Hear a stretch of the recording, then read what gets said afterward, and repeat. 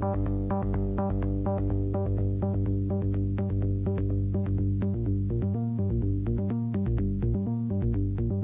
s'appelle Les Habitants. On est là pour commencer la première étape de ce projet qui s'est traduit ce soir par des happenings, qui est le résultat d'une série de rencontres et d'ateliers qu'on a commencé à mener dans le cadre de notre association. Et puis le rendez-vous de trans qui nous plaît beaucoup, parce que ça décadre un peu des habitudes.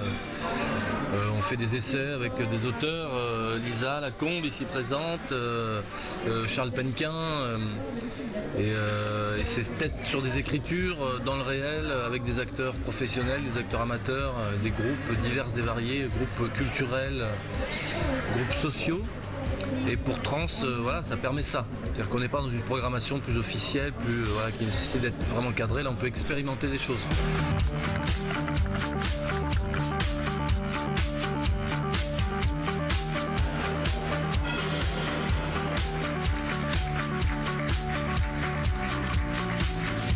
On a pris un malin plaisir aussi à déstabiliser un peu les représentations du monde, c'est-à-dire celles qu'ont tous les habitants. Donc, comment se représente le monde, donc qu'est-ce que c'est des majorettes dans l'inconscient collectif ou dans l'inconscient individuel. On a mis des casques aux spectateurs, audio, et on a séparé l'image et le son. Donc on a fait cette tentative-là. Donc il y a des gens qui voient et qui n'entendent pas. Il y a des gens qui entendent et qui ne voient pas, et puis il y a ceux qui arrivent à faire les deux.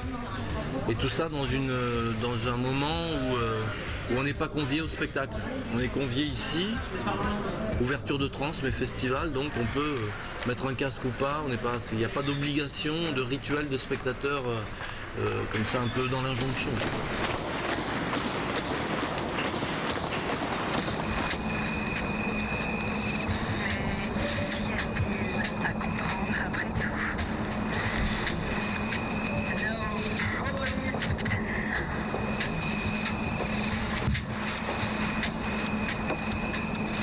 Il n'y a pas de volonté pour nous de délivrer ou de dire quelque chose. Il y a la volonté de partager et de proposer à chacun, non pas d'être dans la perversité de l'industrie de la compréhension, quoi. Il faut tout comprendre, il faut tout saisir, il faut ah oui, je vois de quoi ça parle, mais plutôt de trouver sa place. Et sans être dans un jugement de valeur, j'ai la culture qu'il faut, j'ai les connaissances qu'il faut, etc. Chacun a son niveau de lecture. Et c'est ce type de tableau-là, parce qu'on a appelé ça des tableaux sonores, c'est ce type de tableau qu'on a construit. C'est-à-dire qui, certainement, peuvent en troubler certains très fort, voire peut-être créer du rejet, mais en même temps, dans un temps, dans un espace et dans un protocole qui fait que il se passe quelque chose, quoi qu'il arrive. Le genre de joli finit un monstre. Si tu lui retournes sa peau de petit lapin, il se passe du ciel, ni de la chair, sans un coquette.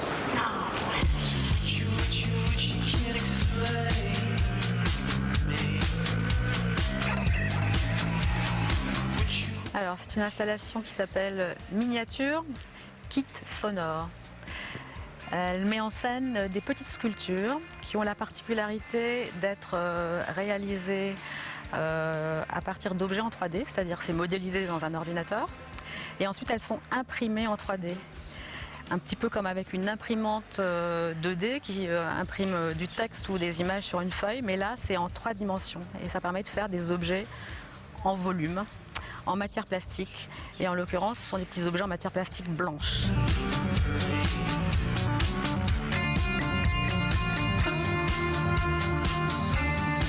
Ces sculptures sont présentées sur des tables lumineuses, c'est-à-dire qu'il y a de la lumière en dessous et comme elles sont légèrement translucides, ça permet de voir le relief de ces objets mieux qu'autrement. Ce sont des tout petits objets minuscules qui font 2 cm de côté et qui s'apparentent un petit peu à des fèves de galettes des rois. D'ailleurs, comme c'est en matière plastique blanche, ça ressemble vraiment. C'est comme si c'était un petit peu des objets un peu sacrés, comme des ex-voto, qui rendent hommage à cet univers, à la culture populaire musicale, ou à cet univers des sons. Mais si je regarde mon travail depuis un certain nombre d'années, même si ça prend des formes variées, c'est-à-dire que ça peut prendre des formes d'installations lumineuses, de performances vidéo, d'œuvres sonores, et cette fois-ci de sculpture, donc ça paraît varié, mais en même temps, moi j'ai l'impression que je suis mon petit bonhomme de chemin et qu'il y a des thèmes de prédilection, et que ces thèmes de prédilection, ils sont complètement liés à la culture numérique, et ils sont liés à l'idée que les médias sont transcodables les uns dans les autres, que la lumière peut contrôler du son, ou que les sons peuvent être traduits en vidéo, etc., etc. Et cette thématique-là, elle m'occupe depuis les débuts, en fait.